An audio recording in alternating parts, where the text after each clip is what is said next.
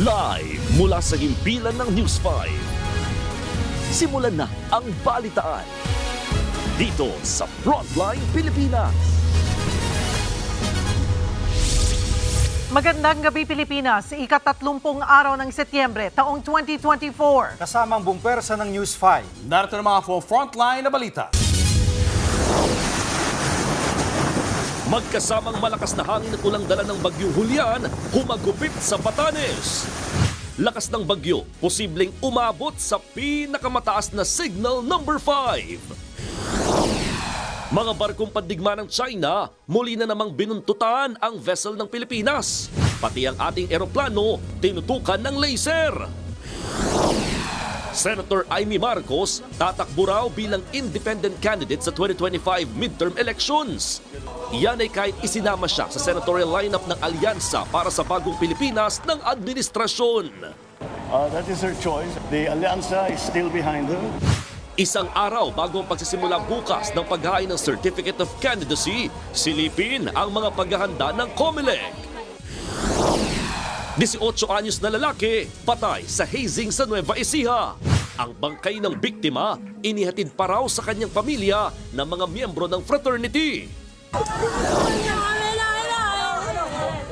patay habang 50 ang sugatan sa banggaan ng kotse at bus sa Mahayhay, Laguna. Frontline News Abroad, isang bahay sa India biglang gumuho.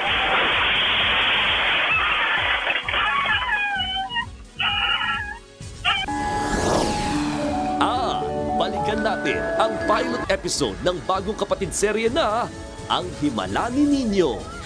Ang ganda ng dances niya, tsaka ang bango ng hangin.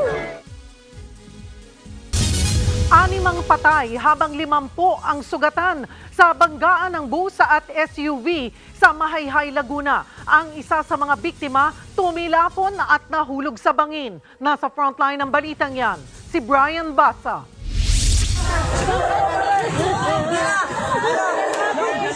Pasado alas 3 ng hapon nitong linggo nang magkagulo ang mga tao. Matapos ang salpukan ng bus at ng SUV sa Mahayhay, Laguna.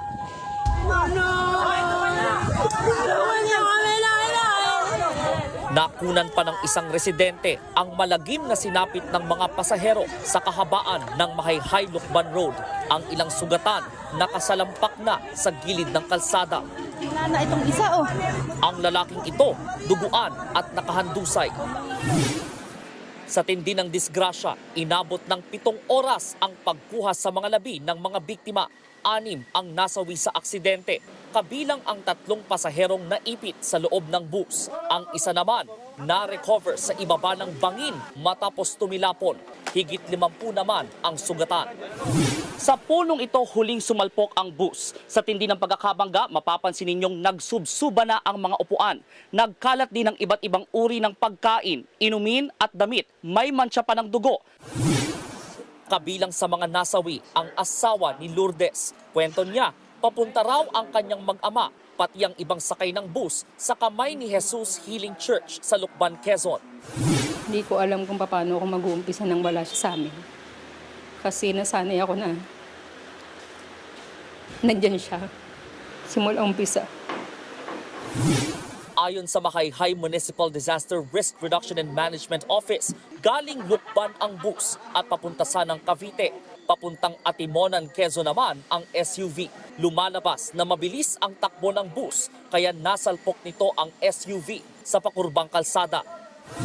Talagang po yun, liku-likong daan. Kaya medyo delikado kung talagang ikaw ay baguhan na dadaan doon. Kailangan mo mag-minor, kailangan mo magdahan-dahan. Nasa pagamutan na ang SUV driver habang hawak na ng Mahayhay Police ang bus driver. Paliwanag niya, hindi mabilis ang kanyang takbo. Nakapagpreno pa nga raw siya, pero hindi lang ito kinaya. Imposible pong makapag-ano ka ng gano'n na makipot at magiging mabilis. Kaya po, nung nabulaga lang ako, pag turn ko ng kaliwa, ito yung sipahon, siguro bumubuelo siya. Nabisto naman ng Mahayhay Police na overloaded ang bus 6 na pulang daw ang kasya sa loob pero nasa 75 ang sakay nito noong araw ng aksidente. Kung titignan po natin doon sa kanyang load capacity ay sobra po siya.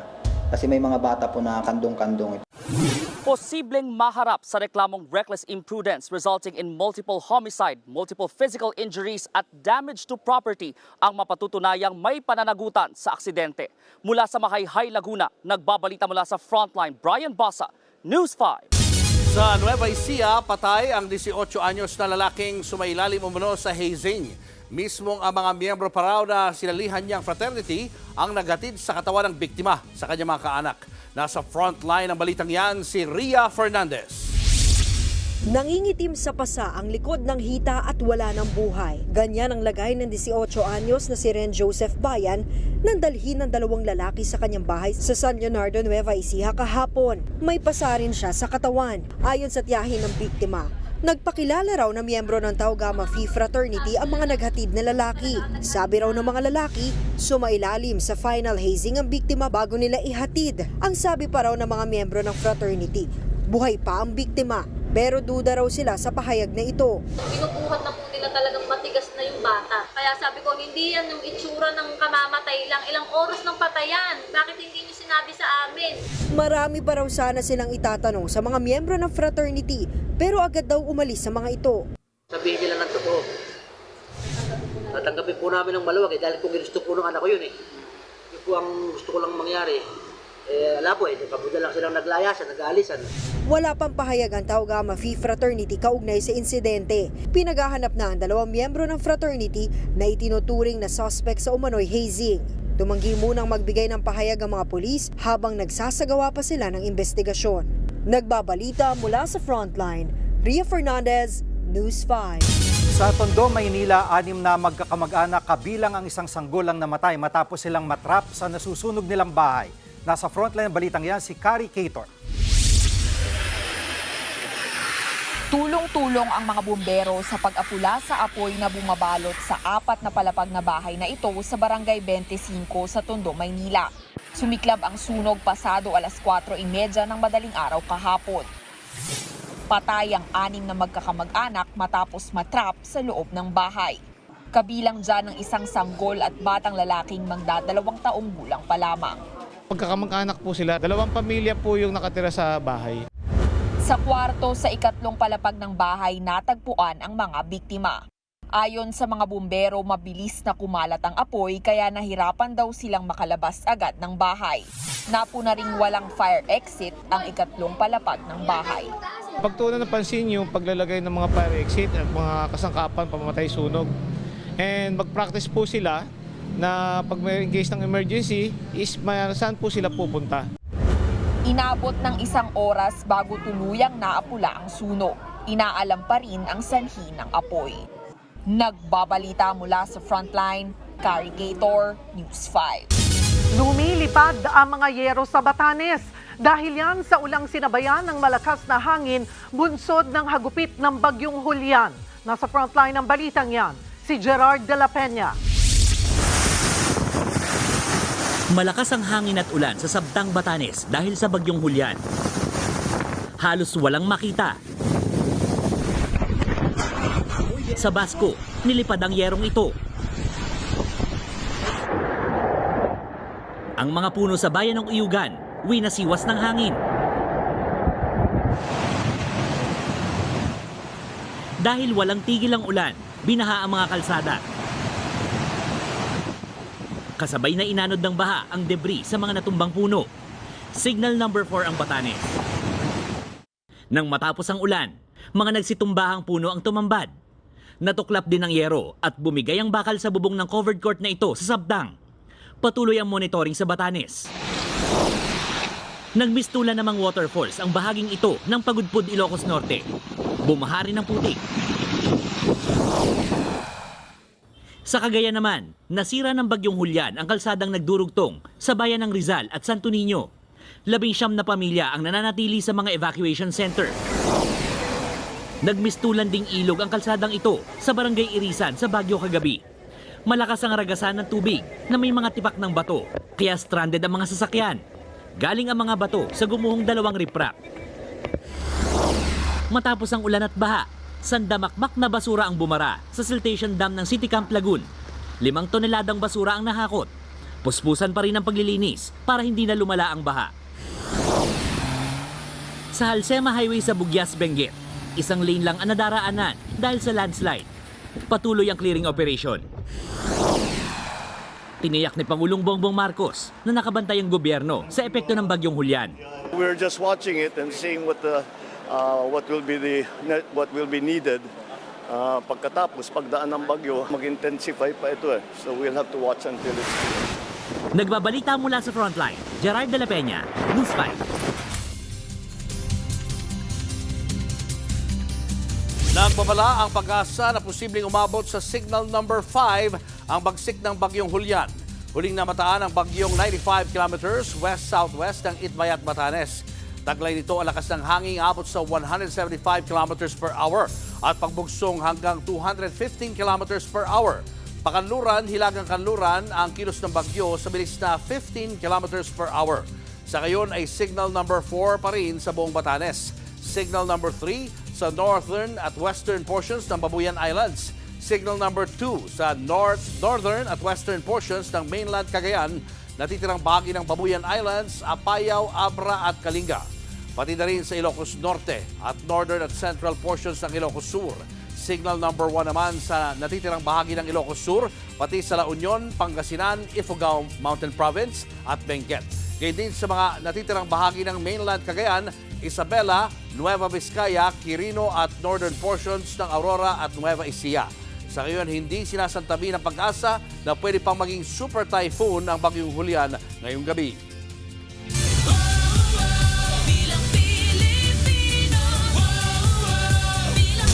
Inanunsyo ni Senator Amy Marcos na tatakbo siya bilang independent candidate sa 2025 midterm election sa kabilayan ng pagkakasama sa kanya sa senatorial lineup ng administrasyon. Nasa frontline ng balitang yan si Maricel Alili.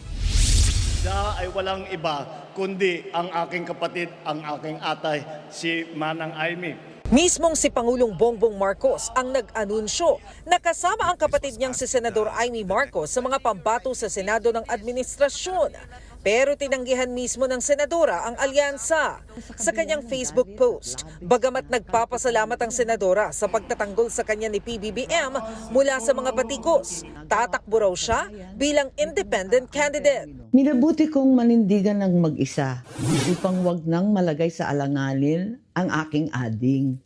Para wag nang mag-alinlangan ang aking mga tunay at minamahal na kaibigan. Pinipili ko na lamang manatiling malaya at tapat, hindi sa isang grupo, kundi sa bawat Pilipino. Miyembro ng Nationalista Party si Senator Amy. Isa ito sa 5 political parties sa ilalim ng Alyansa para sa Bagong Pilipinas ni PBBM. Pero kaalyansa rin ni Senador Amy ang mga Duterte na ngayon ay maingay na kritiko ng administrasyon. Sabi pa ni Vice President Sara Duterte, matagal na niyang kaibigan ng senadora. Wala namang nakikitang problema si Pangulong Marcos sa desisyon ng nakatatandang kapatid. Yep, that's fine. That happens. I've run as an independent myself many times. And so that is her choice. I suppose it gives her a little bit more scope and freedom to make her own schedule and to campaign in the way that she would like to do. Di rin daw niya pagbabawalan ang kapatid na sumama sa kampanya. The Alyansa is still behind her. We are still continuing to support her. And if down the road she chooses to join us in our campaign sorties, she is of course very welcome. Kasabay nito, kinumpirma ng Pangulo na may napili na siyang kapalit ni Secretary Benher Abalos bilang kalihim ng Department of Interior and Local Government. Ia-anunsya niya raw ito oras na maghaina ng kandidatura si Abalos. Pero kahit bukas pa ang simula ng filing ng Certificate of Candidacy, nagpatikim na sa mangyayaring kampanya ang administrasyon. Sa pagbisita kasi ni PBBM sa Paniki, Tarlac kanina, may ilang senatorial aspirants na siyang kasama at inendorso. Nagbabalita mula sa Frontline, Maricel Halili, News 5. Handa na ang COMELEC sa pagbubukas ng filing ng Certificate of Candidacy ng mga tatakbo sa 2025 midterm elections. Kanina, nagsagawa sila ng final inspection at meeting para plantsahin na ang simula ng filing bukas. Nasa frontline ng balitang yan, Simon Gualvez. Isang final walkthrough ang ginawa ng mga opisyal ng COMELEC sa Tent City ng Manila Hotel, isang araw bago ang pagsisimula ng filing ng Certificate of Candidacy mula bukas October 1 hanggang sa October 8. Dito po lalabas sila. Hindi na po lalabas doon. Dito tatanggapin ang lahat ng COC ng mga tatakbong senador at kinatawan sa party list race. Mula sa security, filing area, lugar kung saan pwedeng interviewin ng kandidato hanggang sa pagpirma sa pledge para sa maayos na halalan, ipinakita ng ahensya. Maluwag naman sa venue. Pero sabi ng COMELEC, lilimitahan lang nila sa 4 ang pwedeng sumama sa mga magpa-file sa loob. Sana po wag na lang tayo makipagmatigasan sapagkat makikipagmatigasan din ang Commissioner Elections. Diyan po natin makikita kung handa ang bawat isa na sumunod pagka kayo ay nahalal na. Idaraos naman sa provincial at local COMELEC offices ang filing ng mga lokal na kandidato. Dito, hanggang 3 tao naman ang pwedeng isama ng mga local candidate. Sa bahaging ito ng Tent City ng Manila Hotel, nakatakdang mag-file o mag-hain mismo ng COC ang mga kandidato. Noon nang sinabi ng COMELEC na sa panahong ito, wala pang may tuturing na premature campaigning. Ibig sabihin, kahit magsuot ng t-shirt na may mukha ng kandidato o gumawa ng iba't ibang gimmick, hindi pa raw may tuturing na election offense. Paglilino naman ng COMELEC, ministerial ang duty nila. Ibig sabihin, hindi sila mamimili at tatanggapin pa rin ang COC ng kahit sino magfa-file. Sasalayin na lang daw nila yung mga nuisance candidate o yung mga panggulo lang hanggang bago mag-November 30. Hindi porket walang pinag-aralan ay nuisance na. Hindi porket walang tahanan o walang bahay o walang ari-arian ay nuisance na. Subalit kung makakatakbo ang kandidato o yung masasama yung pangalan sa balota ay ibang usapan po yan. Sapagkat pwede may mag-file ng petition to cancel or deny due course yung candidacy, pwede madeklara na nuisance candidate yung isang kandidato o panggulo lamang. Bago naman ang walkthrough at inspection kanina, nag-final meeting na rin ng COMELEC kasamang iba't ibang stakeholders at ilang election lawyers. Dito kinwestiyon ni Atty. Romulo Macalintal ang mga appointive o government officials o employees na kakandidato sa party list. Sabi kasi ng ahensya, may tuturing lang na deemed resigned ang ganitong kandidato oras na magsimula ang kampanya sa Pebrero. Pero tingin ni Macalintal, dapat mag-resign na rin ang mga ito pagkahain pa lang nila ng kandidatura. Sapagkat naniniwala po ako na yung mga government officials sa ilalim ng saligang batas ay pinagbabawalan na to engage in partisan political activity. Bukod dito, hindi raw pagbabawalan ng COMELEC yung mga kandidatong lumalabas o nagtatrabaho sa broadcast media. Nariyan din ang kawalan nga ng probisyon ng COMELEC para sa premature campaigning. Ibig sabihin, lahat ng gimmick ng mga kandidato ngayon hanggang bago magsimula ang kampanya, hindi pa saklaw ng COMELEC, bagay na taliraw ang kamay ng poll body. Lahat ng gastos ng mga partido, ng mga kandidato sa mula October, November, December, January hanggang second week ng February, hindi kinakailangan i-report sa kanilang statement of contributions and expenditures sapagkat hindi pa sila kandidato. Nagbabalita mula sa frontline, Mon Gualvez, News 5. Bukod sa pagkalat ng deepfake videos na ginagamitan ng artificial intelligence, hamon din sa Department of Information and Communications Technology ang mabantayan ang integridad ng eleksyon sa susunod na taon. Nasa frontline ng balitang yan, si Gerard de la Peña. Mamamayan, magkaisa! Tiyempo sa bisperas ng paghahain ng kandidatura ng mga tatakbo sa 2025 midterm elections. Nagmarcha sa tanggapan ng COMELEC sa Maynila ang election watchdog na Kontradaya. Ang panawagan nila, mapayapa at malinis na eleksyon. At isang paraan raw para makamit yan ay ang pagkonsidera ng COMELEC sa hybrid election system. Sa ilalim nito, mano-mano ang bilangan ng mga boto, pero electronic ang transmission o pagpapadala ng mga datos mula sa mga vote counting machine. Totoo, ay naamin ko, babagal ang proseso ng pagbilang, pero at least may relative transparency kumpara dun sa mensahe ng COMELEC na magtiwala na lang tayo sa makina. Ang problema mo sa makina, kahit source code, hindi mo alam kung tumutugma ba talaga dun sa tamang aktual na pagbilang kasi hindi naman talaga naging transparent yung source code review. Pero bukod sa sistema ng pagboto at pagbibilang, lumulutang ding hamon ngayon ang pag-usbong ng artificial intelligence o AI. Nagpasample pa ang Department of Information and Communications Technology kung gaano kadaling napalitan ng mukha ng political analyst na si Richard Heydarian ang video ni Pangulong Bongbong Marcos noong SONA. Sa kabila nito, limitado lang daw ang magagawa ng DICT sa pagkalat ng ganitong klaseng content sa social media.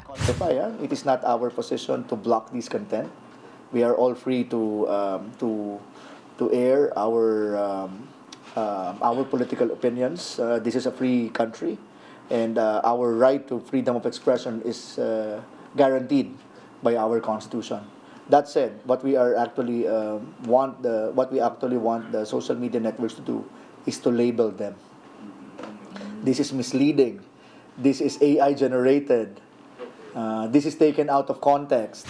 Kaya para sa grupong Digital Pinoys, kailangang may masampulan sa mahigpit na pagpapatupad ng batas. Kasi yung mga gumagawa ng mga deepfake videos, sila ay liable sa batas, no? At dapat talagang ipataw sa kanila kung ano yung kaparusahan na pine-prescribe ng mga umiiral na batas dito sa atin. So nandyan yung anti-cybercrime law, nandyan yung online libel, di ba? Na pwedeng gamitin laban sa kanila. Marami sanang magandang maidudulot ang artificial intelligence, pero marami rin ang ginagamit ito sa panluloko, pang-scam at pagkakalat ng maling impormasyon. Kaya naman ang hamon sa mga otoridad, balansehin ang karapatan ng mga mamamayan sa pagpapahayag ng sarili o self-expression habang sinisiguro na tamang impormasyon lang ang ipinapalaganap. Nagbabalita mula sa Frontline, Gerard de la Peña, News 5. Sa ibang balita, pinagbabaril ng isang lalaki ang kanyang kinakasama pagkatapos ay nagbaril din siya sa sarili sa New Bataan, Davao de Oro. Crime of passion ang tinitignang anggulo sa krimen. Nasa frontline ng balitang yan si Bril Montalvo. Duguan, bulagta at wala ng buhay ng datnan sa loob ng kanyang bahay ang 34 anyos na si Milin sa Sotona sa barangay Kabinuangan, New Bataan, Davao de Oro tanghaling noong Sabado. 2 tama ng bala ang ikinamatay ng biktima. Ang suspect sa krimen, ang kanyang kinakasama na si Robert Lara. Crime of passion talaga kasi ilang araw na rin ang lumipas napapansin ng kanilang mga kapitbahay na nag-aaway talaga yung live-in. Ang problema lang doon is alam nilang nag-aaway pero hindi sila nag-report agad dito sa police station. Pati ang suspect nagbaril sa sarili. 5 basyo ng bala ang nakuha sa crime scene. Kwento ng ina ni Milin, sinabihan siya ng kanyang anak na gusto na niyang makipaghiwalay kay Robert. Ang babae, hindi man matanggap ng lalaki na hihiwalayan na siya ng aking anak kasi ayaw niya na maghiwalay sila. Naulila ang 3 anak ni Milin sa una niyang karelasyon. Nakaburol na siya habang ang bangkay ng suspect ay nakuha na ng sarili nitong pamilya. Nagbabalita mula sa Frontline, Bril Montalvo, News 5. Nananawagan sa Kongreso si Defense Secretary Gibo Teodoro para amyendahan ang batas na nagpaparusa sa mga mapatutunayang espiya. Kasunod yan ang revelasyon ng isang Chinese spy sa Thailand na diretsahang pinangalanan si Alice Guo na kasamahan daw niya. Nasa frontline ng balitang yan, si Brian Castillo.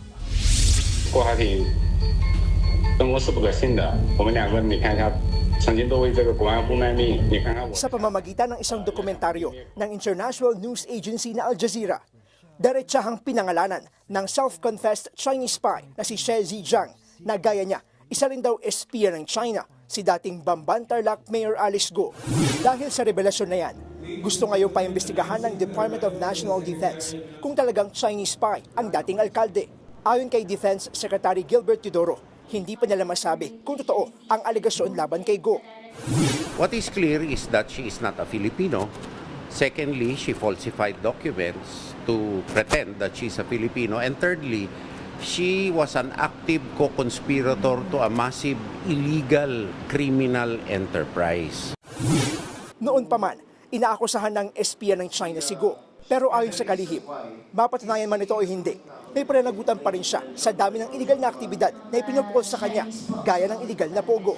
Unang ipinalabas ang dokumentaryo sa pagdinig ng House Squad Committee noong Biyernes. Pero si Guo, tila napikon dyan at agad ay tinanggi ang paratang. Hindi pa ako spy. Okay, relax ka lang. Bakit ka galit? Kasi po, ganun din po yung nangyari last time. Sinasabi po nila spy ako. Mahal ko pong Pilipinas, Filipino po ako, hindi po ako spy. Espionage ang tawag sa paraan ng pang-espiya para makakuha ng mga impormasyon tungkol sa gobyerno at militar. Pero dito sa Pilipinas, 1941 pa, huling nakapagpasa ng batas na magpapanagot sa mga mahuhuling espiya. Kaya umaapela si Teodoro sa mga mambabatas na amyendahan na ang Commonwealth Act 616 o ang Espionage Law. Ang mahalaga ngayon, parusahan natin ang espionage sa panahon ng peace. Kasi ang espionage law sa Pilipinas ay epektibo lamang during times of war. Sinita rin ni Teodoro ang mga naglipa ng Pogo Hub na malapit sa ating base militar. Gaya ng Bamban Pogo Hub na ilang kilometro lang ang layo mula sa Camp O'Donnell. Apela niya sa mga LGU, mag-ingat sa pagpapapasok ng mga negosyo ng mga dayuhan dahil posible itong magamit at maging banta sa national security. Nagbabalita mula sa Frontline, Brian Castillo, News 5. Susunod! Libu-libong OFW sa Lebanon inireklamong embahada ng Pilipinas doon dahil sa mabagal na proseso ng repatriation. At sasakyan ni Miss Universe 2023 finalist Michelle D. tinangay. Abangan na ang lahat ng yan sa pagbabalik ng Frontline Pilipinas.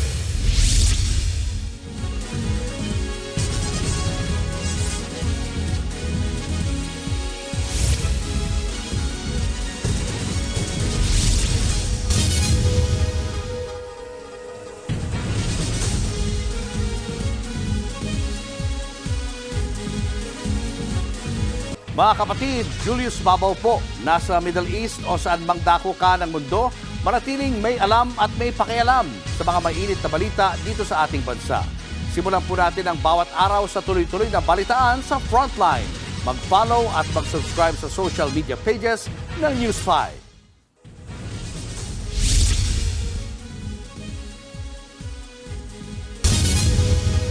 Muli na namang hinaras at tinaboy ng mga barko ng China ang dalawang civilian vessel ng Bureau of Fisheries and Aquatic Resources na nagpapatrol sa West Philippine Sea. Hindi pa sila nakontento dahil nanutok din ng laser ang Chinese Navy sa eroplano ng BFAR. Nasa frontline ng balitang yan si Gio Robles. Parang eksena sa pelikulang naging habulan ng dalawang barko ng BFAR nang buntutan sila ng mga barko ng China. Sa gitna yan ang isinasagawa nilang maritime patrol sa mga Sandy Cay malapit sa Pag-asa Island sa West Philippine Sea. 14 na Chinese vessel ang humarang, humabol at tumaboy sa dalawang civilian vessel ng Pilipinas at may lumapit pang helicopter ng Chinese Navy. Mula dito sa sheltered port ng Pag-asa Island, tanaw natin ang mga barko ng China at Chinese Navy helicopter na ilang beses nang paikot-ikot sa mga barko ng BFAR na Datu Romapenet at Datu Pagbuaya. Hindi pa nakontento sa panghaharas ang Maritime Force ng China dahil pati ang eroplano ng BFAR na rumuronda rin sa himpapawid, tinutukan ng laser ng missile boat ng Chinese Navy. Nangyari naman yan sa Hasa-Hasa Shoal o Half Moon Shoal, bagay na kinundina ng National Maritime Council. Anila, lubhang mapanganib kapag direktang tumama sa tao ang laser. Siyempre laser yun. Pag natapat yun sa mata ng ating piloto, it will cause temporary blindness. Wala silang karapatang maghabol, wala silang karapatang intimidate yung mga civilian boats na nandun. So yung ginagawa nila doon ay illegal. Bukod sa nagkalat ng mga barko ng China Coast Guard, Chinese Navy at Maritime Militia vessels, pinakakinababahala ng mga otoridad ang tila unti-unting paglapit ng China sa ating exclusive economic zone. Sa aerial footage ngang ito ng BFAR, kita ang dalawang barko ng China Coast Guard at Chinese Navy na 2 araw nakatambay sa dagat hindi kalayuan sa mainland Palawan. Tingin tuloy ng NMC, hindi na simpleng paglalayag o innocent passage ang ginagawa ng China. Unang-una, yung presensya nila doon ay illegal na. No? That maritime area is within the exclusive economic zone of our country. Isa sa malaking banta sa West Philippine Sea ang mabilis na pagpapalawak ng China sa mga inookupan nilang isla. Sa parehong aerial mission nga, nakuhanan din ng bidyong Mischief Reef o Panganiban Reef. Ito ang artificial island na itinayo ng China sa loob ng EEZ ng Pilipinas. Kahit sa malayo, kapansin-pansin ang mga naglalakihang estruktura gaya ng mga gusali, runway at mga barko sa lugar. Para hindi na makapagtayo ng iba pang iligal na estruktura ang China, tuloy ang pinaigting na maritime patrol ng militar at BIFAR. Namimigay rin sila ng ayuda at libreng gasolina sa mga Pilipinong mangingisda na dumadayo sa Recto Bank sa May Palawan. Umaabot sa 2,000 liters o katumbas ng 100,000 piso ng diesel ang libreng ibinigay sa kada bangka. Yung binigay po na tulong sa amin, malaking tulong po talaga yan. Nagbabalita mula sa Frontline, Gio Robles, News 5. Aminado ang Embahada ng Pilipinas sa Lebanon na pahirapan ang proseso sa pagpapauwi ng mga Pilipinong naiipit sa kaguluhan doon. Hinaing ng mga OFW, marami sa kanila ang buwan ng naghihintay sa usad pagong na repatriation process. Nasa frontline ng balitang yan si Rainiel Pawid. Araw-araw ang pagsabog sa ilang bahagi ng Beirut sa Lebanon. Walang tigil sa pag-atake ang Israeli forces na handang pulbusin ang kuta ng militanteng grupong Hezbollah. Kabilang sa mga naiipit sa gyera ang mga kababayan natin doon. Ilan sa kanila gusto nang umuwi sa Pilipinas pero usad pagong daw ang proseso sa repatriation. Mag-fill up po kayo doon ng assistant form tapos with picture tsaka ng mga IDs na need nila. Tapos yun lang po. Tapos isusumiti po nila yun sa immigration office. Tapos mag-antay po kayo, sabi 20 to 21 days maximum. Pero may buwan na po. Wala pa rin. Gusto naming malaman kung paano talaga kami mapapalabas dito. Marami ang gustong umuwi. Hindi lang namin alam kung paano iisa-isahin ng ahensya rito sa embassy natin na wala naman yata silang tao para pakinggan yung mga gusto talaga umuwi o paano nila iipunin yun. Aminado naman si Ambassador Raymond Balatbat ng Philippine Embassy sa Lebanon na pahirapan ang pagproseso ng repatriation. Karamihan daw kasi ng mga OFW sa Lebanon, hindi hawak ang kanilang passport. Ang employer ang may hawak ng passports. So, usually, ang mangyayari dyan, we will have to negotiate with the employer to release the passports. Kung hindi naman maibalik ang mga passport, maaari naman daw kumuha na lang ng travel documents mula sa Lebanese Immigration. Yun nga lang pansamantalang inhinto ng immigration ang pag-i-issue ng mga clearance dahil sa kasalukuyang sitwasyon doon. Sa kabila niyan, doble kayod ang Embahada na mapauwi ang lahat ng OFW. Nagtayo na rin ang 3 evacuation center para masigurong ligtas ang mga Pilipinong nasa high-risk zone. Our main shelter in the Bit Mary, we also have 14 Filipinos. These are married to Lebanese and they have their children. 3 mothers and 11 children. And ito po mga hindi po nagpaparepat ito. They just want to stay in a safe area. Sa tala ng Philippine Embassy sa Beirut, umabot na sa 1,544 ang nagpalista sa repatriation. Dahil sa gyera, limitado ang flight. Sa October 2, 15 Pilipino ang nakatakdang umuwi sa Pilipinas, habang 16 na iba pa ang ililipad sa October 4. Nagbabalita mula sa Frontline, Rainiel Pawid, News 5. Showbiz, eto na nga! Mga kapatid, eto na nga ang mga umaarangkadang showbiz balita ngayong Lunes. Nanakawan ng sasakyan si Miss Universe 2023 Top 10 finalist Michelle D.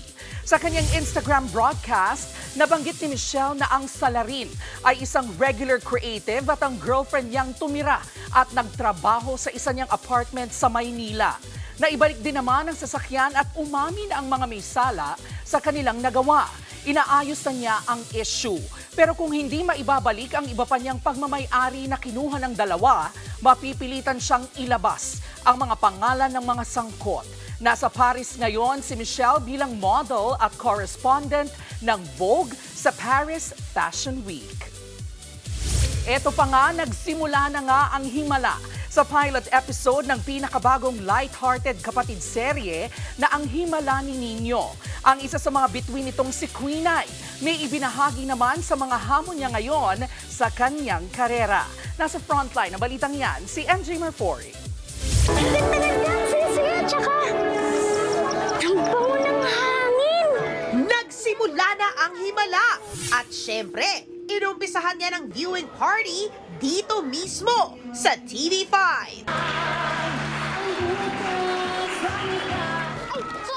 Para yan sa pilot episode ng Ang Himala ni Nino. Present nga ang isa sa mga bida na si Quinay Mercado nagaganap bilang si Kakay. Si Kakay, mananahi siya, masayahin, makulit. Abot bukang liwayway nga ang haba ng hair niya dahil siya ang nasa gitna ng love triangle kay Kitch Minimoto at Paulo Angeles. Nakaka-happy and sana abangan niyo yun kung ano ba mangyayari. Sino bang pipiliin ni Kakay dito? Isa si Quinay sa pinakaunang TikTok superstars bago mag full-time sa showbiz. Pandemic, nang una siyang sumabak bilang sing-talker ng Singgaling sa TV5. Simula noon, tuloy-tuloy na ang career sa TV ni Quinay. Aminado siyang na-challenge na raw siyang i-balance ito sa kanyang pagiging content creator. Nasana yung mga manonood sa akin na nandun ako sa probinsya, sa Batangas, ho. Ngayon, pag nasa Maynila ako, ibang background, ibang environment. So, iba din yung vibe sa viewer, syempre. Lalo na't nasanay sila na nasa probinsya ako. Pero ganun pa man, di ako'y nagpapakatotoo pa rin, natural pa rin na kung sino ako'y gayon pa din. So, kasama ko pa rin naman palagi ang aking inay sa aking mga video. So, ngayon, sinasama ko na lang sila sa set ng Nino. Abangan si Quinay sa Ang Himala ni Nino, weekdays 11:15 a.m. sa TV5. Nagbabalita mula sa Frontline, MJ Marfori, News 5. Eto pa, nag-donate ng 1,000,000 piso ang ating pambansang kuya ng Will to Win na si Kuya Willie Revillames sa Gabay Guro. Sa MVP Group Project na Grand Gathering para sa mga guro ngayong Teachers Month. Ibinahagi ni Kuya Willie ang Will to Win experience sa mga dumalo sa programa kahapon. Nagpalaro ng classic Hep Hep Hooray si Kuya Willie sa mga teachers sa kanamigay ng papremyo. Sabi ni Kuya Willie na antig ang puso niya kaya nagbahagi siya ng kanyang blessings. Ang Gabay Guro ay programa ng MVP Group of Companies para magbigay pugay sa ating mga bayaning guro. At 2 tagalinis ng bintana ng gusali sa India lumambitin matapos mapigtas ang tali ng sinasakyang trolley. Yan at iba pa sa pagbabalik ng Frontline Pilipinas.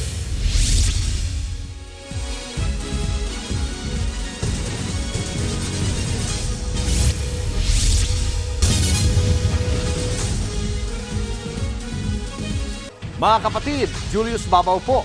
Nasa Middle East o sa amang dako ka ng mundo, manatiling may alam at may pakialam sa mga may init na balita dito sa ating bansa.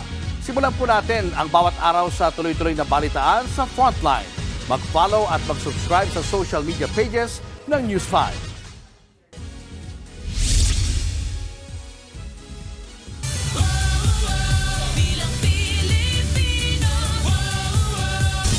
Kaliwat kanan na ang nag-anunsyong tatakbo sila sa mga posisyon sa lokal na pamahalaan. Ilan sa mga bagong mukha sa politika ang anak ni dating Batangas Governor Vilma Santos Recto na si Luis Manzano na tatakbo raw bilang Vice Governor ng probinsya. Nasa frontline ng balitang yan, si Rainiel Pawid.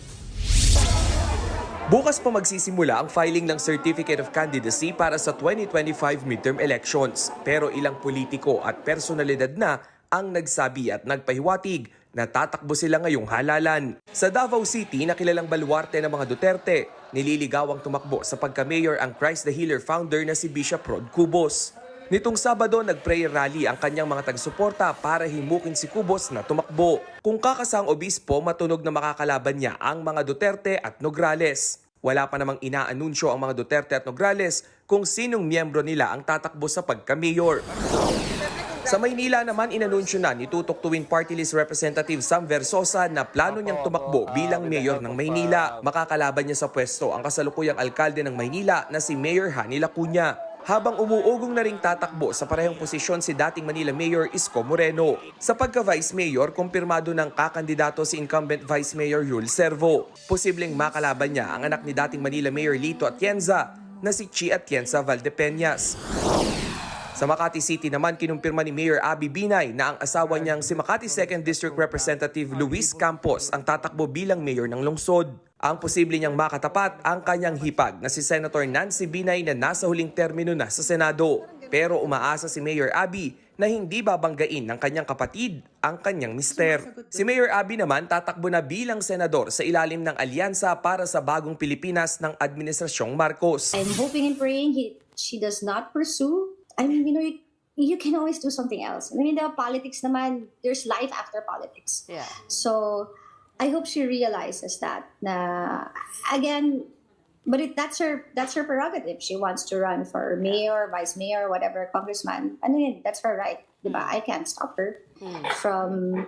And it will be unfortunate, but I can't convince her. I can't stop her from running. Additional family drama, alam mo yun? Eksklusibo namang ibinahagi ni Christopher Min sa kanyang programa sa 1PH na tatakbo muli si Vilma Santos Recto bilang gobernador ng Batangas. Ang makakatandem niya bilang vice governor ang anak niya at artistang si Luis Manzano. Ang isa pang anak ni Vilma na si Ryan Christian Recto ang tatakbo bilang kongresista ng 6th District ng Batangas. Nagbabalita mula sa Frontline, Rainiel Pawid, News 5. Patay ang isang tindera matapos pagbabarilin sa Quiapo, Maynila. Duguan at nakabulagta ang biktima sa gilid ng sari-sari store noong Sabado.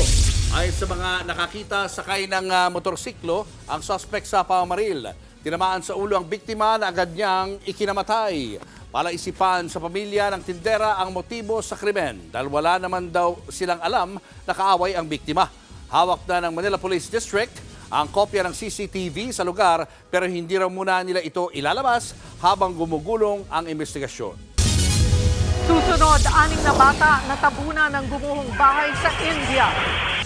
Planta ng kemikal sa Georgia sa Amerika nasunog.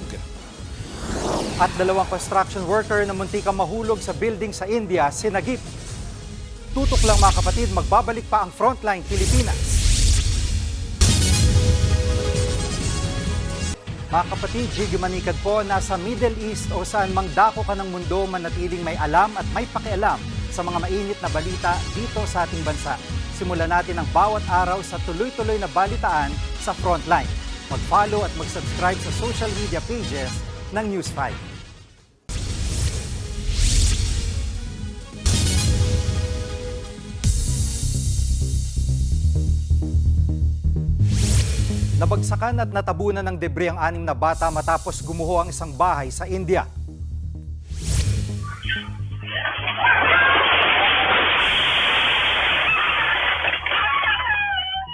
Biglang bumigay ang dingding ng isang bahay saka nabagsakan ang mga brick o ladrilyo. Muntik pa ngang bagsakan ng isang lalaki na padaan. Sa loob mismo ng bahay, 6 na batang naglalaro ang natabunan. Umalingaw-ngaw ang tilian ng mga biktima, kaya agad rumesponde ang mga residente, saka isa-isang sinagip ang mga bata. 2 sa mga biktima ang kritikal ang kondisyon.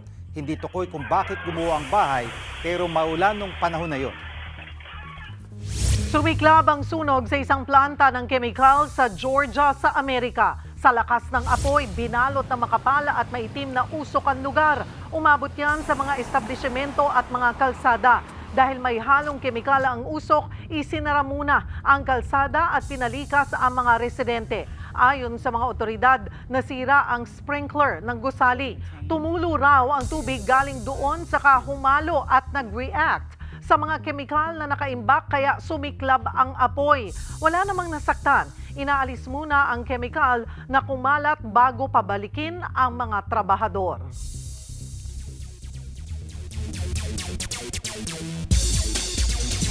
What's up mga kapatid? Wagi ang TNT Tropang Giga sa crucial Game 3 kontra NLEX Road Warriors para kunin ang 2-1 lead sa kanilang best of 5 quarter-final series. Pinunahan sila ni Glenn Cobunti na nagtala ng 17 points on 5 of 5 3-point shooting para kunin ang 109-91 win. Near triple-double naman si Ronde Hollis Jefferson na may 27 points, 12 rebounds, 8 assists, and 1 steal. Sa kabilang laro, endgame composure ang pinakita ng Rain or Shine Alaska Painters at nakalusot sa Magnolia Hotshots 111-106 in overtime para kunin ang Game 3. Nabuhayan pa ang Magnolia sa dulo ng regulation dahil kay Xavier Lucero na nagpakula ng 7-0 personal run para itayang laro 98-all. Pagpasok ng overtime, ang Ross naman ang naging clutch at nakakuha ng crucial free throws galing kina Gian Mamuyak, Aaron Fuller at Jonard Clarito. Best player of the game si Fuller na nagtala ng 29 points, 11 rebounds and 6 assists, habang nagambag ng 18 points and 8 rebounds si Clarito. Sa Jiu-Jitsu, na-secure ni Pinoy athlete Godwin Amos Langbayan ang 2 gold medal despite ang ilang injuries sa World Jiu-Jitsu Championship sa Nagoya, Japan. Nakakuha ng soft tissue damage ang kanyang tuhod sa finals pero pinayagan ang pambato natin ng doktor tumuloy sa laban. Tinalo pa niya ang 2 kalaban niya galing Japan na sina Nishi Kuzunori at Kawai Takayuki para magwagi. Sa kabuuan, sweep ang ginawa niya sa torneo at pinanalo ang kanyang 5 laban. Panalo din si Chino C. Tangkosyan ng gold sa Blue Belt Adult Super Heavy Division. Kinailangan niya patumbahin si American I. Brock at Japanese Endo Masataka para ma-secure ang gold. Susunod, ang makapigil hiningang pagsagip sa 2 construction worker na muntik mahulog sa gusali sa India. At TV5 President and CEO Guido Zabaliero kinilala sa prestiyosong Multimedia Press Society of the Philippines bilang trailblazing leader. Marami pa kayong mga balitang dapat malaman sa pagbabalik ng Frontline Pilipinas.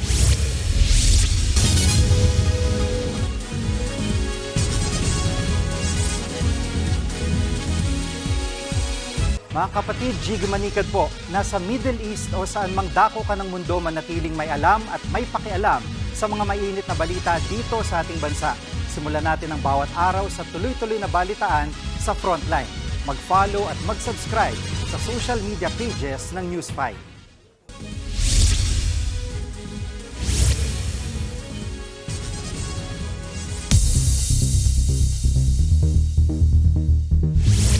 Makapigil hininga ang pag-rescue sa 2 construction worker na muntik mahulog sa isang mataas na gusali sa India. Nakalambitin ang 2 lalaki sa labas ng higit 40 palapag na gusali. To the rescue naman ang iba nilang katrabaho saka hinila sila pataas.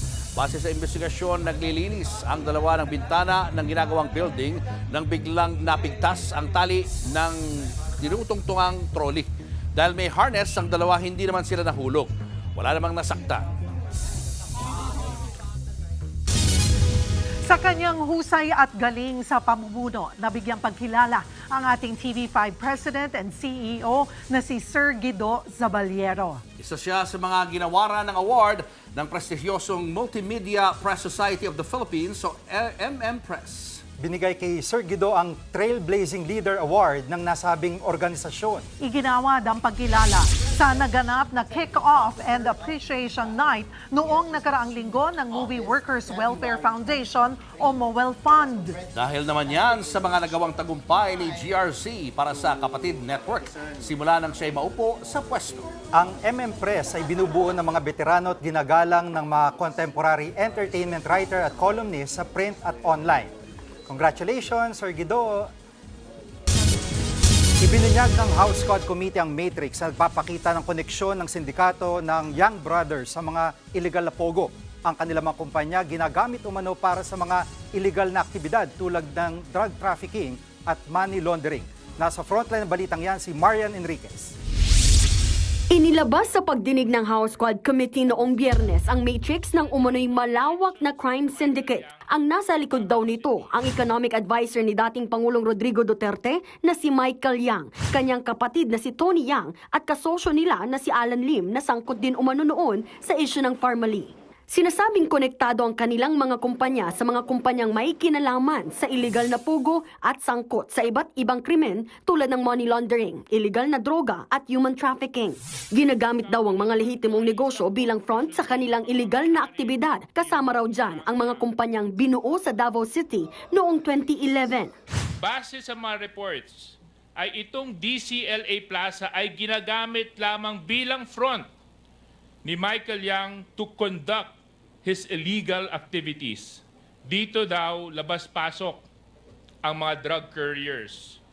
Ang Yang Z Group Trading Company naman po ay isang korporasyon din na pagmamayari ni Hong Zhang Yang at Michael Yang na sangkot sa mga illegal importation ng mga iba't ibang mga goods. Si Tony Yang naman ang tinuturong mastermind o architect sa lahat daw ng operasyon ng sindikato ng Yang Brothers. Siya rin daw ang nasa likod ng ilan sa mga pogo sa Cagayan de Oro at iba pang kumpanyang sangkot sa rice smuggling at human trafficking, bagay na pinabulaanan niya. Wala po tayo sa tanong na who enabled them to freely and with impunity operate. Mga dayuhan po ang identify natin. Hindi po ito makaka-operate kung walang mga Pilipinong tumutulong sa gawaing ito. Kabilang din sa mga kumpanyang pagmamay-ari raw ni Michael Yang at Lim ang Brick Hearts Technology Incorporated na sangkot umano sa kidnapping noong 2022. Matatanda ang sinabi noon ni Senator Risa Hontiveros na may nakitang dokumento ng Brick Hearts sa Baofu Land Development sa Bamban, Tarlac na pagmamay-ari ni dating Mayor Alice Guo. Iimbitahan sa mga susunod na pagdinig ang iba pang nabanggit na personalidad tulad ni Rose Nonolin na asawa ni Alan Lim at iba pang may koneksyon sa mga illegal na pogo. Sisilipin din kung paano nakakuha ng mga peking dokumento ang mga Chinese para makabili ng lupa sa bansa. Magpapatuloy ang pagdinig ng Quadcom sa ikatlong linggo ng Oktubre matapos ang filing ng Certificate of Candidacy para sa 2025 elections. Nagbabalita mula sa Frontline, Marian Enriquez, News 5. Kilala ang Pag-asa Island bilang simbolo ng pakikibaka ng Pilipinas para sa ating soberanya at karapatan sa West Philippine Sea.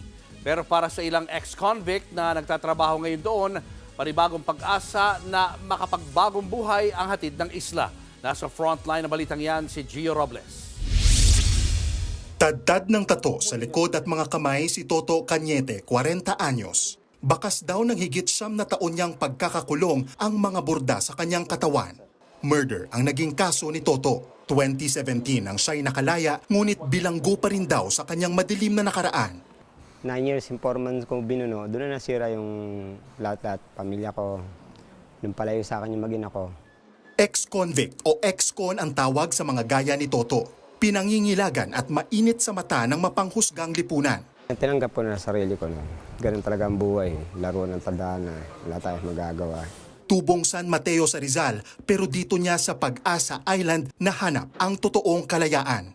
Construction worker si Toto sa isla. Sinama lang daw siya ng kaibigan niya nang nangangailangan ng dagdag na tauhan ang kontraktor nila. Kaya minsan tingin lang nila dahil sa katawan, sa tato. Nila, dating maloko. Oo, dating maloko. Pero sabi nga naman, lahat naman ng tao nagbabago eh. Pero ang pangarap ngayon ni Toto ay ang makita ang kanyang unika iha. 1 taong gulang pa lang ang kanyang anak nang makulong siya sa San Mateo Municipal Jail.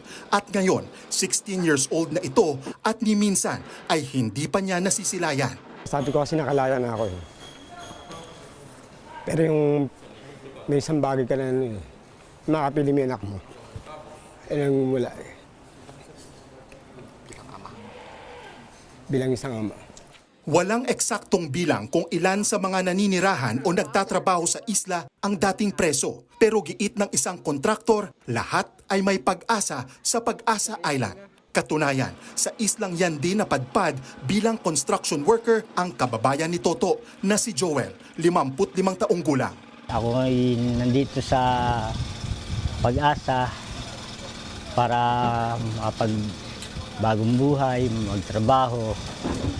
Dahil ako'y dating nalulun sa droga, nawala ng asawa, pabayaan yung anak. 2022 nang makalaya si Joel mula sa 2 taong pagkakakulong. Malayo sa bisyo at porsigidong makabawi sa mga anak si Joel. Subsub siya sa trabaho nang abutan namin sa Pag-asa. Kampante si Joel na nasa mabuting landas na siya kumpara noong lulong pa siya sa bawal na gamot. Malaking tulong din kay Joel ang pagkapit sa pananampalataya. Panginoon, ito ko lumalapit sa iyo, humihingi ng tawad mo, sana ay kahabagan mo. Minsan mang naligaw ng landas, nagsilbing ikalawang tahanan ni Toto at Joel ang Pag-asa Island para muli silang bumangon at patunayang meron pa silang pag-asang magbagong buhay. Nagbabalita mula sa Frontline, Gio Robles, News 5.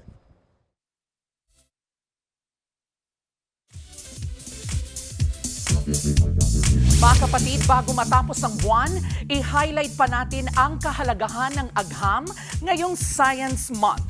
Alinsunod sa Presidential Proclamation No. 28 noong 1986, tuwing Setyembre, mas binibigyang pansin ang napakahalagang ambag ng pag-aaral ng siyensya sa ating buhay. Para po yan sa obserbasyon ng Science Club Month o Science Month. At bilang pakikiisa rito, bigyang pugay natin ang ilang natatanging Pilipinong umangat ang galing sa larangan ng agham. Kabilang po dyan ang pediatric doctor at ang unang babaeng national scientist sa bansa na si Dr. Fe Del Mundo. Siya lang naman ang nagpasimula ng kauna-unahang incubator para sa mga bata na gawa sa kawayan. Ang classic na pang-jamming namang karaoke. Pinoy rin ang sinasabing nagpasikat at may patent sa imbensyon na ito. Taong 1974 nang sinasabing mabuo ni Roberto Del Rosario ang system para sa isang display kung saan nasasabayan ng lyrics ang tunog ng isang kanta. Heto pang isang lodi Pinoy scientist. Ang Batanggenyong si Gregorio Zara mula Lipa. Bago pa po ang FaceTime at Zoom, nauna na siya sa kanyang video phone noong 1955. Ang mga nabanggit nating scientist, ilan lang po sa napakahabang listahan ng mga Pilipinong henyo sa larangan ng siyensya. Dahil ang agham ay isang importante ring bahagi ng ating buhay, gaya po ng ating laging paalala na ang K-alaman ay K-yamanan. K? Okay. Susunod, Linkin Park nagbabalik music scene kasama ang kanilang ilang bagong miyembro. 10 patay sa pananalasa ng bagyong Helene sa Amerika. At kilalanin ang mga masisipag na pinboy na mano-manong nag-aayos ng pin sa isang bowling alley. Tuloy-tuloy pa ang makabuluhang balitaan sa pagbabalik ng Frontline Pilipinas.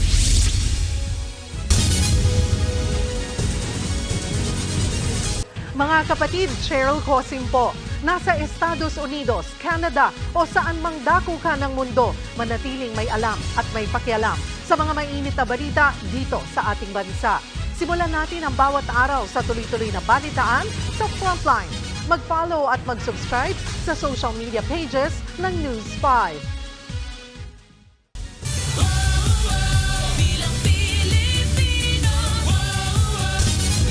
Sa pagtatapos ng voters registration ngayong araw, naabot ng COMELEC.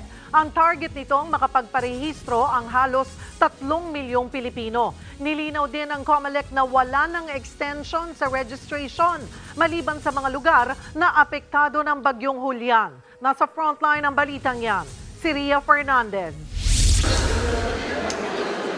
Sa pagtatapos ng voters registration ngayong araw, wala na raw ibibigay na extension pa ang COMELEC, maliban sa mga lugar na apektado ng bagyong Julian gaya ng Northern Luzon.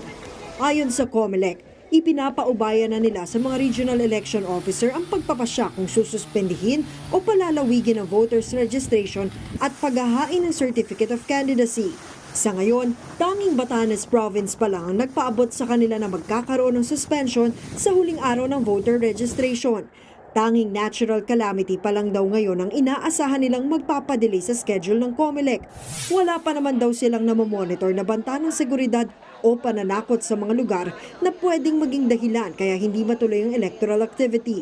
Sa kabuuan, naabot ang target na makapagparehistro ang halos 3 milyong Pilipino.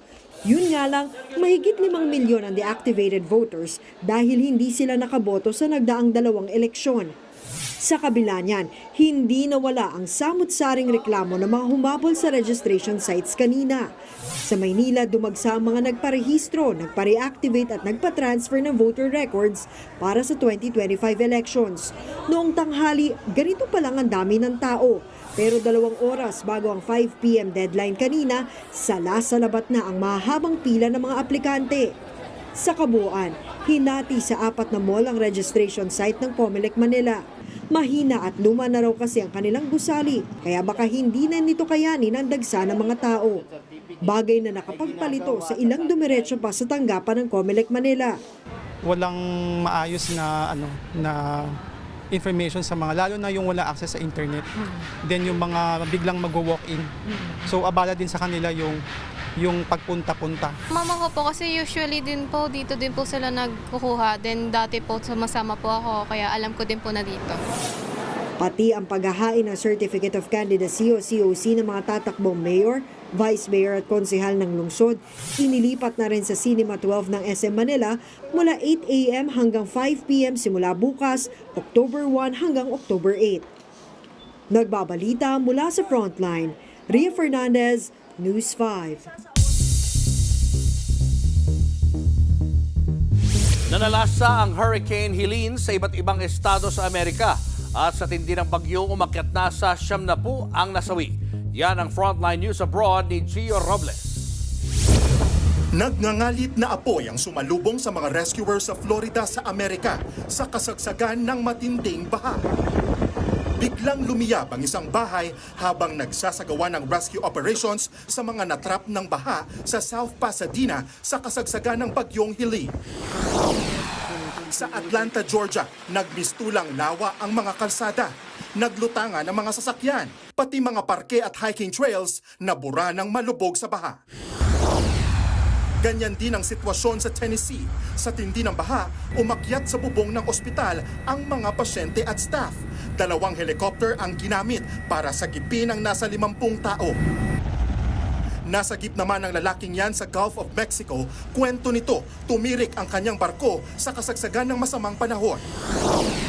Sa kasagsagan ng malakas na alon sa Sanibel Island sa bahagi ng Florida coast, namataan ng US Coast Guard ang isang tumirik na motor bangka. Diyan nasagip ang isang lalaki at ang alaga niyang aso. Kinailangan nilang lumangoy sa maalong dagat ng naka-life vest sa kahinatak pataas ng helicopter. Nailigtas sila. Isang residente rin ang na-rescue matapos matrap sa kanyang bahay dahil sa mataas na tubig. Sa bodycam video na yan, makikitang gumamit pa ng bangka para mailikas siya. Sa tindi ng bagyo, kabi-kabilang bahay, establishmento ang nawasak. Pumalo sa 70 ang nasawi mula sa North at South Carolina, Georgia, Florida, Tennessee at Virginia. Tinatayang halos $100 billion ang pinsala. Katumbas niyan ang higit 5 trillion pesos. Sa ngayon, tuloy-tuloy ang mga clearing operation para sa iniwan nitong pinsala. Nagbabalita mula sa Frontline, Gio Robles, News 5. Mga kapatid, nakuha na ng FU Tamaraws ang kanilang unang panalo sa UAAP season pagkatapos talunin ang Ateneo Blue Eagles 66-65. Nagpakitang ila si Joric Bautista at nagpakawala ng 18 points and 5 rebounds habang natapos ng may 12 points and 5 rebounds si Royce Alforque.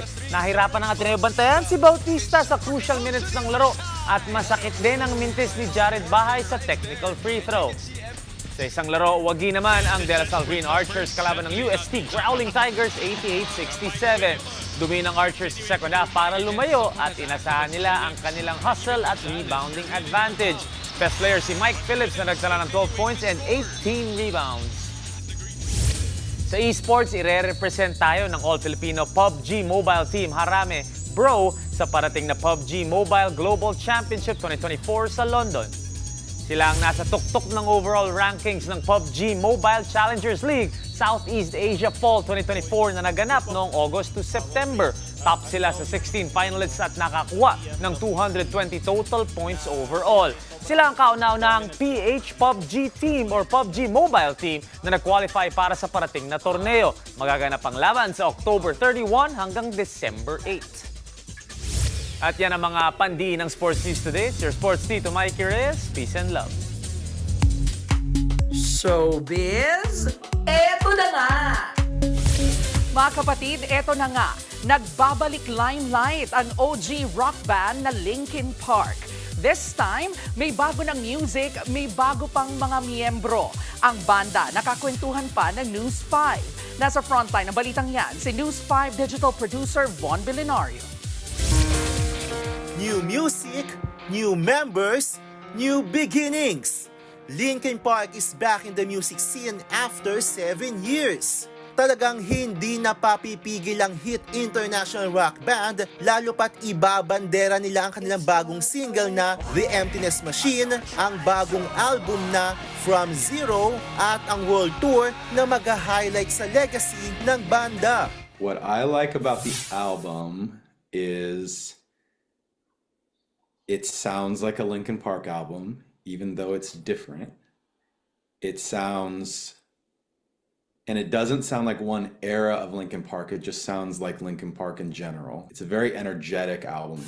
Ang isa sa mga OG member at bumuo sa banda halos 3 dekada nang nakararaan na si Brad Delson, positibo ang tingin sa mga pagbabago sa Linkin Park pero napapanatili pa rin ang core nito.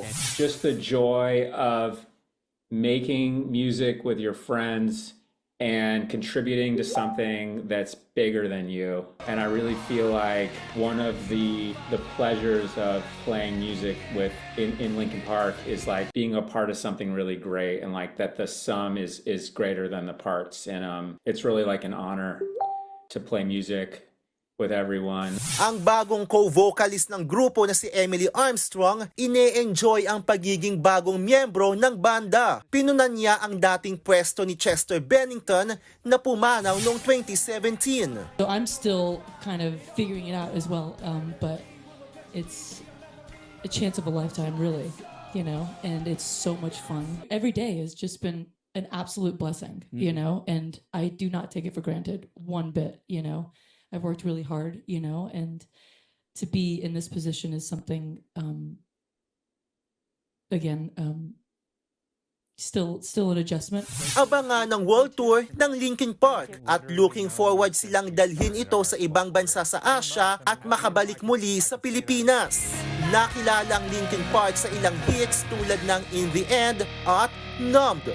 Nagbabalita mula sa Frontline, Von Belinario, News 5. Mga kapatid, eto pa nga, nadagdagan pa ng Pinay sa papalapit ng Miss Universe 2024 sa pagkakapanalo bilang Miss New Zealand ng Cavite Pride na si Victoria Velasquez Vincent. Sa final announcement ng Miss New Zealand 2024, nagkataon namang 2 silang Pinay ni Gazelle Garcia ang natira bilang Final 2. Nakalaban ng ating pambatong si Chelsea Manalo, si Victoria, sa nagdaang Miss U Philippines 2024. Muli po silang magkakasama sa Mexico para sa mismong Miss Universe 2024 sa Nobyembre. Ang dati ring Miss Universe Philippines candidate na si CJ Opiaza, wagi naman bilang Miss Grand Philippines 2024.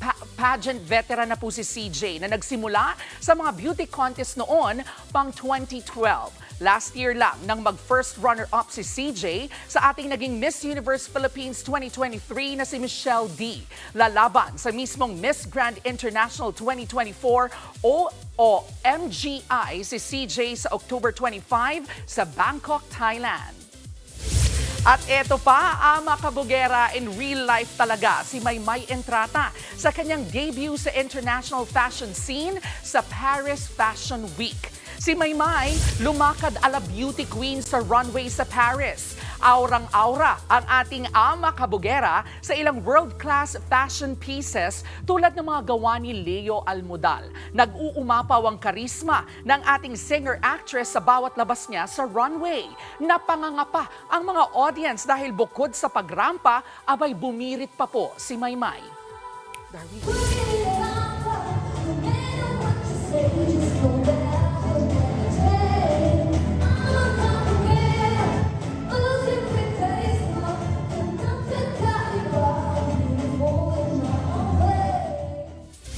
At yan po ang latest sa showbiz updates at kay Alaman ngayong Lunes. I'm happy to be back mga kapatid. Ako po si Jervy Wrightson. Sa panahong halos lahat, automatic na po kahit na nga sa paglalaro pa, meron pa rin palang ang siste. Abay, mano-mano pa. Yung panahon natin. Tulad na lang ng pag-aayos ng mga bola at pin sa bowling. Ang pambihirang trabaho ng ilan pang natitirang pin boys, silipin natin. Nasa frontline ng balitang yan, si Gerard de la Peña.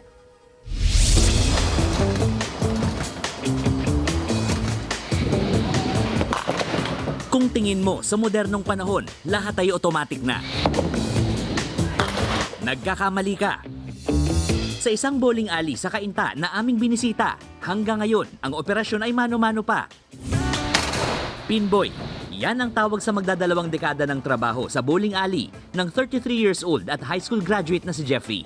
Nasa 10 ang kasamaang pinboy si Jeffrey sa duckpin bowling sa Cainta. Nag-start ako since 2007. Pinboy kasi yan ang mga mano-manong pagtatayo kasi meron po kasi dalawang klaseng bowling pins. Ito po ang tinatawag na duck pin. So mano-mano po siya ginagawa, tao po ang nagtatayo. Yung isang klase naman po ng bowling pin, yun po yung 10 pin. Automatic po yun. Pagkatapos po, maisaset na ho namin dun sa loob, then i-release po namin yung 6 na bola para po makabalik dun sa customer. Hindi biro ang trabaho ni Jeffrey. Masikip at maalinsangan ang kanilang pwesto sa alley. Kaya kahit amoy kulob at nanlalagit na sa pawis, tuloy lang sa pagkayod ang mga pinboys na gaya ni Jeffrey.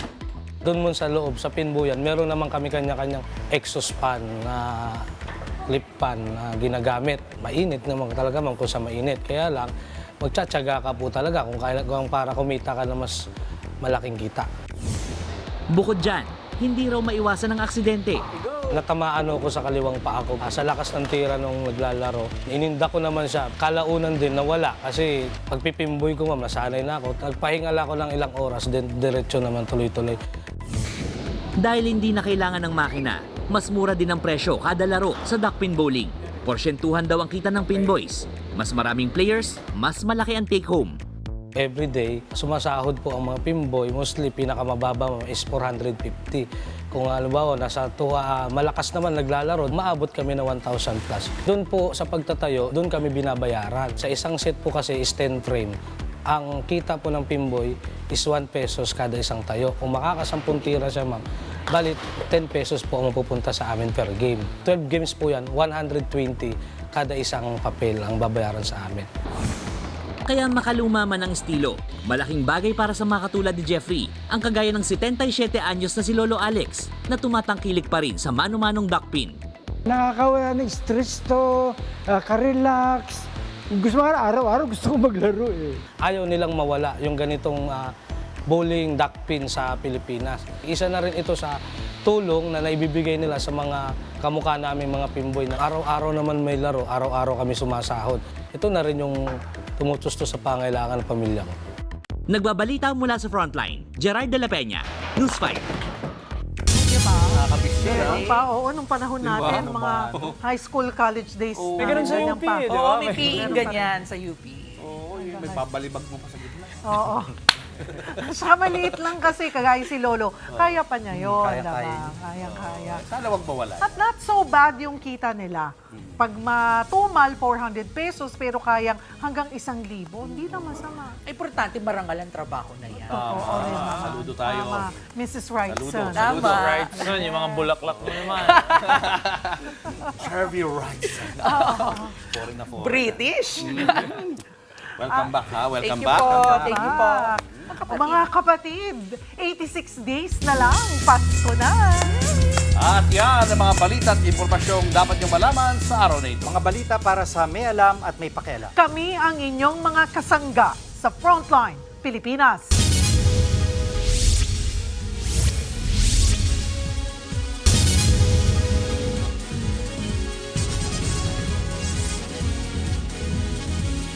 Mga kapatid, Cheryl Cosing po.